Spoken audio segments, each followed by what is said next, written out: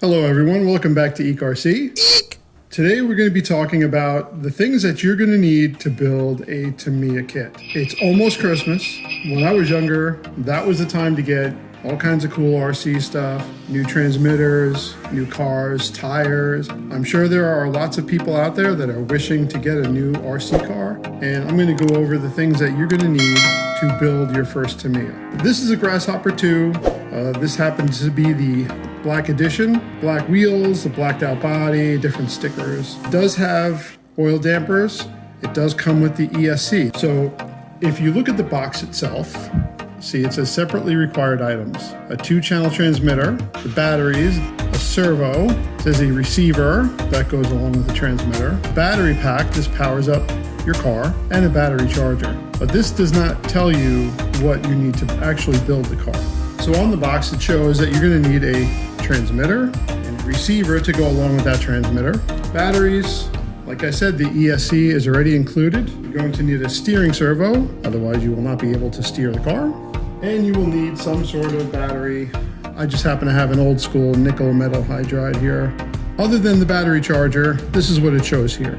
Not everybody has this type of charger. This is a charger that can charge LiPos, life batteries, lithium-ion batteries, nickel metal hydride batteries. It comes with different connectors, and you can get adapters for these also if you're running a Dean's connector or a Tamiya connector. So this is the most basic stuff that you will need to run the car. But you need more than that. So if you're a parent and you're watching this and you're buying your son or daughter a Tamiya Grasshopper 2 or any Tamiya kit, pay attention to what's on the box. Now, if the ESC says it's included, you do not have to buy one. So do not buy a separate one. But I'm going to go over the other things that I feel like you need to build and run a kit. So let me get this stuff out of the way. So to go along with your AA batteries, always buy rechargeables. Otherwise, you're going to be blowing through batteries like crazy. Batteries are not cheap.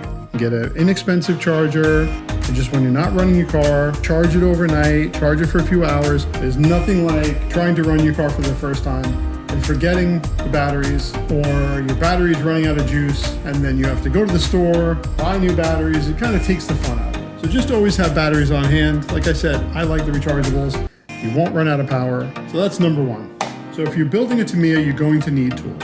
I did a review on this tool set. I think it's perfect. It was made specifically for Tamiya kits. You're going to need hand tools. You do not want to use power tools on these kits because you will easily over-tighten screws, and that will crack the plastic parts, and then that takes a lot of fun out of it because you're going to have to get replacement parts or sit there gluing things, and they might not work as well. So always use hand tools and never over-tighten. So this is the kit that I recommend. I did a review on it on my channel, so see if you can find it and take a look and watch that. Along with these tools, you always want to have a pair of pliers around, needle nose, a pair of snips. These don't cut very low. They do have ones that cut low, so when you're cutting the parts off the parts trees, you don't have that little stub left. Some sort of knife, some sort of sharp knife or hobby knife. These are specifically made, you can see they're curved. When you're working on Tamiyas that have bodies that you have to cut out, these are perfect for that, for trimming little edges and corners. You can get away with a pair of standard scissors if you're cutting in a straight line. But if you're cutting corners and wheel wells, things like that, you want a set of these.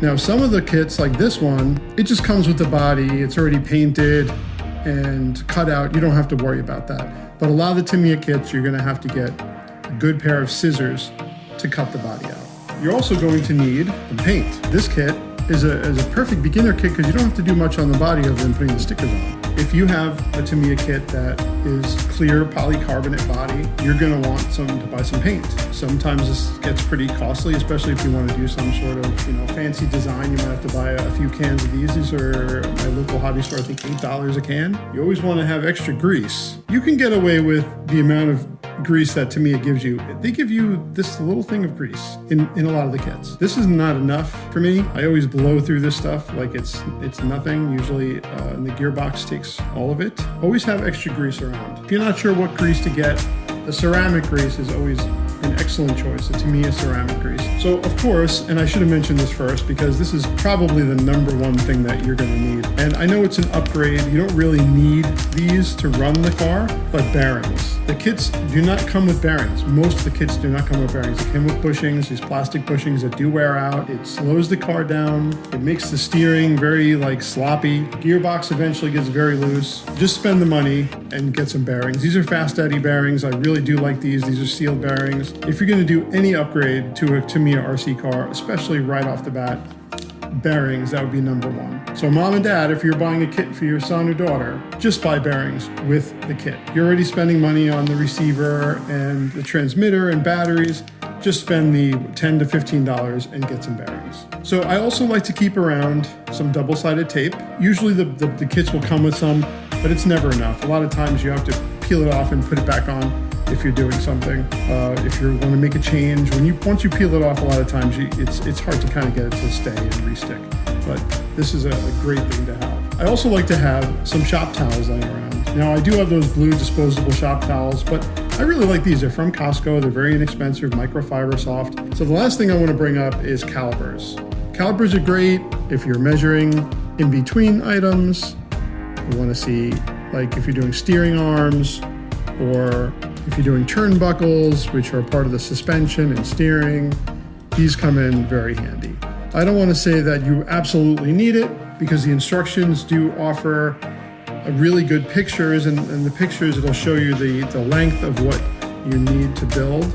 So you can just kind of line it up and then adjust it after you put it together. To me, this is just a lot easier, better. I think just from experience building these kits.